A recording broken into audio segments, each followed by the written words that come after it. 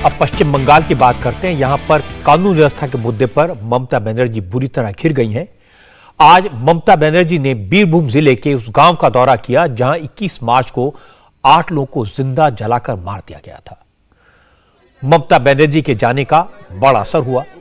दो बातें दिखाई दी। एक, इस भयानक हत्याकांड के मुख्य आरोपी अनवरुल हुसैन को पुलिस ने कुछ ही घंटों में पकड़ लिया, और दूसरा ये कि ममता के पहुंचने से पीड़ित परिवार को सीधे सीधे मुख्यमंत्री से बात करने का मौका मिला, अपनी बात कहने का अवसर मिला। वैसे तो पुलिस उनकी सुन नहीं रही थी। जिन लोगों के घर जलाए गए उनके रिश्तेदारों ने ममता बनर्जी को बताया कि अनवरुल हुसैन उस भीड़ को लीड कर रहा था जिसने बस्ती में आग लगाई, और उसके बाद ममता बनर्जी ने डीजीपी को वहीं खड़े खड़े निर्देश दिया कि अनवरुल हुसैन को तुरंत पकड़ा जाए, और 2 घंटे के अंदर वो पकड़ा भी गया। हालांकि बगटोई गांव में पीड़ित परिवारों से मिलने के बाद ममता ने माना कि पुलिस की लापरवाही से इतनी बड़ी, इतनी भयानक, इतनी दर्दनाक वारदात हुई। ममता बनर्जी ने अफसरों को डांट लगाई और यह भी कहा कि अगर वक्त पर एक्शन लिया गया होता तो 8 लोगों की जान बचाई जा सकती थी। जिन परिवारों को वालों के लोग जिंदा जल गए, उनके रिश्तेदारों ने ममता बनर्जी को बताया कि उन्होंने पुलिस से कई बार शिकायत की थी, पहले हुई घटनाओं के बारे में बताया था, धमकियों के बारे में बताया था, और यह भी बताया था कि तृणमूल कांग्रेस का ही एक नेता गुंडागर्दी कर रहा है, लेकिन पुलिस ने उनकी शिकायत अनसुनी कर दी, और यह घटना इसी वजह से हुई। इसी के बाद ममता ने मौके पर अधिकारियों को निर्देश दिए। আপনাদের যেটা ডিমান্ড আমি যেটা শুনেছি, এক হচ্ছে আমি পুলিশকে বলবো, পুলিশের কে আছে এখানে? ডিজি আছে। Where is DG? আমি ডিজিকে তো এখানে পাঠিয়েছিলাম। আনারুল আমাদের ব্লক প্রেসিডেন্ট, বাট তাকে কমপ্লেন করেছিল ওরা, কিন্তু সময় মতো পুলিশ পাঠায়নি। ওকে অ্যারেস্ট করা হবে। তার কারণ হচ্ছে অ্যারেস্ট করে কেন পুলিশ পাঠায়নি সময় মতো, পাঠালে ঘটনাটা নাও ঘটতে পারত, এটা দেখতে হবে।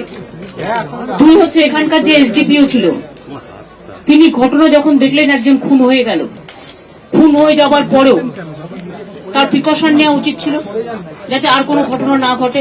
আর এখানে আগেও এই ধরনের ঘটনা ঘটেছে, তাই তো?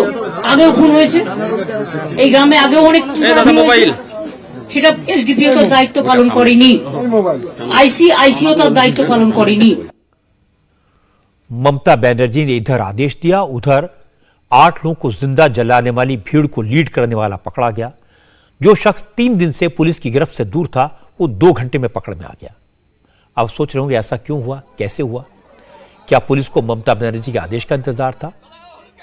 समझने वाली बात यह कि बंगाल में तृणमूल कांग्रेस के नेताओं को पकड़ना पुलिस के लिए आसान नहीं होता। जिस हैवान पर 8 लोगों को जिंदा जलाने का आरोप है, असल में वो अनवरुल हुसैन रामपुर हाट ब्लॉक में तृणमूल कांग्रेस का अध्यक्ष है, यानी उस इलाके का इंचार्ज है। तो फिर पुलिस अनवरुल हुसैन पर हाथ कैसे डाल सकती थी? इसीलिए पुलिस ने 11 लोगों को पकड़ लिया, लेकिन जिस पर आग लगाने वाली भीड़ को लीड करने का आरोप था, पुलिस उस शख्स तक पहुंच नहीं पाई, या कहीं जानबूझकर नहीं पहुंची। जब खुद ममता बनर्जी ने आदेश दे दिया, कहा उसे गिरफ्तार करो, तो पुलिस ने 2 घंटे के भीतर अनवरुल हुसैन को तारापीठ इलाके से गिरफ्तार कर लिया। हालांकि जब पीड़ित परिवार अनवरुल हुसैन का नाम ममता बनर्जी को बता रहे थे, उसके बाद भी ममता बार बार यह कह रही थी कि इस तरह की घटनाओं को अंजाम देने की साजिश में बाहरी लोग शामिल हैं। যে কোনো সময় তাদের বাইরে থেকে গুন্ডা নিয়ে এসে কেউ অ্যাটাক করতে পারে, বহিরাগত বৃহত্তর কনস্পিরেসি আছে এখানে। সুতরাং এইখানে করে পিকেটিং রাখতে হবে। সকালবেলা রাখলাম, দুপুরবেলা পালিয়ে গেলাম হবে না, কন্টিনিউ করবে। 2 হচ্ছে যারা হসপিটালে আছে, পুরো ট্রিটমেন্টের দায়িত্ব নিয়ে তাদের ভালো করতে হবে। আমি 60% যে পুড়েছে তাকে আমি কলকাতায় নিয়ে যেতে চেয়েছিলাম হেলিকপ্টারে করে, কিন্তু ওর জার্কিং এ শরীর খারাপ হয়ে যেতে পারে, তাই ডাক্তাররা অ্যালাউ করেনি। তাই আমরা এখানে এক্সপার্ট টিম পাঠাচ্ছি যাতে তার চিকিৎসা হয়। ইমিডিয়েট তাদের ডিএম কোথায়? ইমিডিয়েট তাদের 1 লাখ টাকা করে দেবে, তারা যাতে ঘর বাড়িগুলো সারাতে পারে। আজকেই দেবেন? হ্যাঁ, আপনি নিয়ে এসছেন তো? আচ্ছা, আমি দাঁড়ান, আগে দাঁড়ান না। সাজা বলে দেওয়া হয়েছে, এই সাজা বলে দেওয়া হয়েছে অলরেডি। জীবনের বিকল্প কখনো টাকা হয় না, জীবনের বিকল্প কখনো চাকরি হয় না।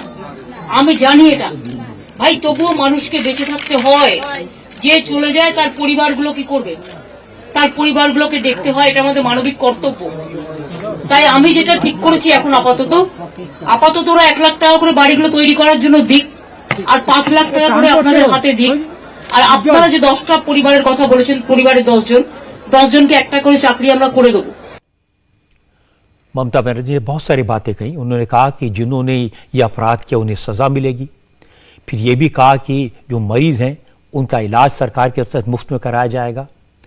जिनके परिजनों को जिंदा जला दिया गया उनको 5 लाख रुपए दिए जाएंगे, नौकरी दी जाएगी।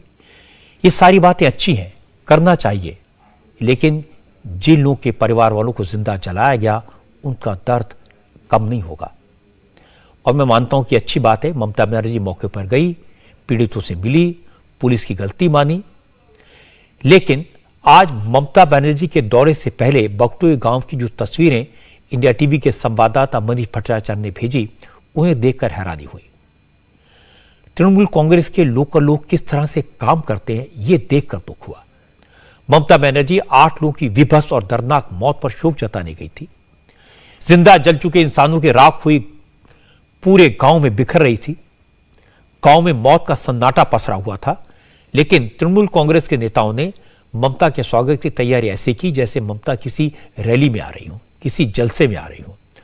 ममता बनर्जी के स्वागत में पोस्टर लगा दिए गए, बड़े बड़े गेट बना दिए गए, और सिर्फ बगटोई गांव नहीं, वहां तक पहुंचने के पूरे रास्ते पर ऐसे पोस्टर बैनर लगाए गए थे। पोस्टरों में ममता बनर्जी के अभिनंदन की बातें लिखी गई थी, गांव की सड़कें चमका दी गई थी। इस मामले में कलकत्ता हाईकोर्ट ने भी सख्त रुख आज भी बरकरार रखा। हाईकोर्ट ने इस घटना की जांच सीबीआई या एनआईए को सौंपने की बार बार मांग की गई, लेकिन राज्य सरकार इसका विरोध कर रही थी। सरकार की तरफ से बताया गया कि जांच सही तरीके से हो रही है, आरोपियों को पकड़ा जा चुका है। कोर्ट के आदेश के मुताबिक पूरे इलाके में सीसीटीवी कैमरे लगा दिए गए हैं, पीड़ित परिवारों को सुरक्षा दी गई है, सेंट्रल फॉरेंसिक लैब की टीम ने सबूत इकट्ठा किए हैं। लेकिन पिटिशनर कह रहे थे अब तक पुलिस ने गवाहों के बयान दर्ज नहीं किए। हालांकि सरकार की तरफ से अब तक जांच रिपोर्ट पेश की गई है। यह भी कहा गया कि गांव में फिलहाल सिचुएशन तनावपूर्ण है और इतनी जल्दी हालात सुधरना संभव भी नहीं है। इसके बाद अदालत ने अपना फैसला रिजर्व रखा। पश्चिम बंगाल के राज्यपाल जगदीप धनखड़ ने कहा कि ममता सरकार को अपना बचाव करने के बजाय इस घटना से सबक सीखना चाहिए। Burning of people alive in democracy in this manner is very painful, very shameful. I appeal to the government to learn the lessons rather than offer just a defense. It is so easy to hurl stones, abuses, innuendos against the governor. India TV हर वक्त हर जगह download करने के लिए search करें India TV news Google Play Store या app store पर।